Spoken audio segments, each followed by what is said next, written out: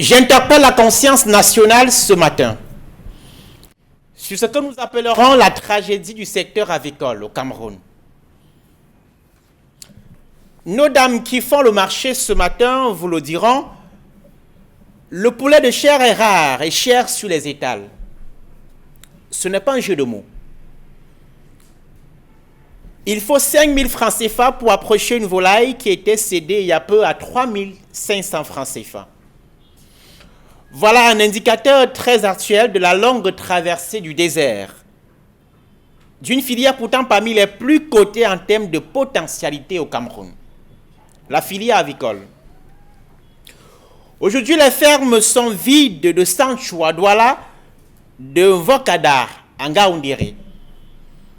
La faute à une absence de vision et des manœuvres de quelques fonctionnaires ayant pour but de maintenir ces producteurs de richesse dans la misère et étioler constamment le panier de la ménagère, accentuant la vie chère.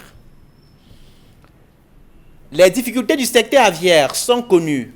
Au premier chapitre, le défaut des semences.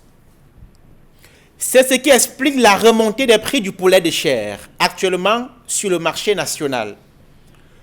Le poussin d'un jour, comme on l'appelle, importé d'Europe, coûte désormais 650 francs CFA à 700 francs CFA au lieu de 500 francs CFA comme il y a quelques mois.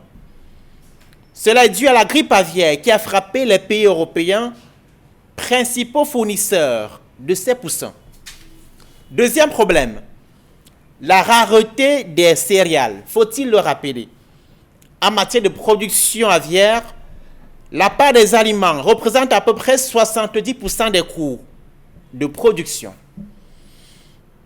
Or, les céréales comme le maïs ou le soja, principalement utilisés par les fermiers, ont vu leur prix s'envoler ces derniers mois au Cameroun. Tenez, le kilogramme de soja est passé de 280 francs CFA à 440 francs CFA ces derniers mois. Quant au maïs, de 180 francs à environ 250 francs CFA aujourd'hui. Troisième problème, le braquage des producteurs par les revendeurs. En l'absence d'une régulation du prix sur le marché, ces prix se sont justement envolés à la tête des paysans qui se tuent pourtant à la tâche à longueur de journée. La combinaison de cet ensemble d'éléments finit d'asphyxier les aviculteurs. Mais attention, de quoi parlons-nous? Nous parlons là d'une filière qui jusqu'en 2016, c'est-à-dire jusqu'à la récente épidémie de grippe aviaire au Cameroun, pesait en termes de chiffre d'affaires 300 milliards de francs CFA. Je dis bien 300 milliards de francs CFA. Soit l'une des filières les plus florissantes de toute l'économie nationale. Les appuis de l'État qui auraient pu permettre au secteur de soutenir la production post-crise et de redonner du poil de la bête à la filière n'ont pas suivi après la grippe aviaire de 2016. Conséquence, déjà stressés par les pertes occasionnées par cette grippe aviaire, les paysans ont sombré dans le désespoir et le découragement, abandonnant de fait leurs activités. Mais au fond, c'est l'absence de vision et d'ambition des pouvoirs publics pour le monde rural qui est ici mis en cause.